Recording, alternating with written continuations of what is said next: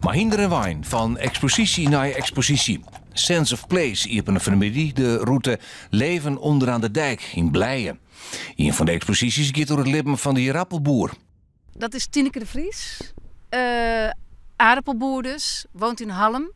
Haar man werkt mee in het bedrijf en haar 2 kinderen gaan het overnemen. Dus ik vond het heel erg belangrijk dat je ook niet alleen wat je doet met dit project, het erfgoed vertelt en de geschiedenis van het land en van de aardappel, maar dat je ook de toekomst vertelt. En dat wil ik in deze foto's ook laten zien. De kloof tussen de consument en de boer is te groot, vinden zij. Ik denk dat de consument dat gaat merken op het moment dat ze het verhaal horen van deze aardappelboer. En daar krijgen ze nu een podium voor. Een oorexpositie op de route langs het Waad is maken door Zweedse studenten die het zocht hebben naar bouwmogelijkheden in het landschap. En dat kan zijn op een drijvende manier of op bouwen op palen of op een hogere manier.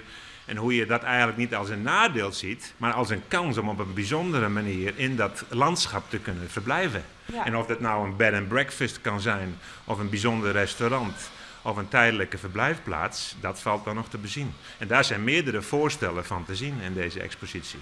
Nou, dit is eigenlijk een heel mooi voorbeeld wat ik net zei, hoe als het landschap droog valt, je eigenlijk een soort steltlopers hebt waar je in kunt verblijven. Maar als het landschap onder water komt te staan, ja, dan zit je misschien wel een tijdje even op een mooie manier opgesloten in dat prachtige landschap. Maar is dat niet juist een kwaliteit? Hè? Dat je ergens kunt verblijven op een manier die bijzonder is. De expositieroute is nog 30 november te bezien. Als je goed kijkt, iedereen gaat naar de Waddeneilanden. Maar dit noorden heeft iets heel bijzonders. En dat moet je ontdekken. En dit is eigenlijk een heel klein, zeg maar, charmant ideetje, plannetje. Om gewoon te zeggen van, dan ga je daar een dagje naartoe. Kun je het allemaal bekijken. Het is gewoon hartstikke leuk om te doen. Het is niet grootschalig opgezet. Maar het is natuurlijk heel erg leuk als je lekker met je familie in de auto even naar Blijen wil. En je gaat dan die schuurtjes langs. Het is toch leuk om dat stukje geschiedenis, heden en toekomst te zien.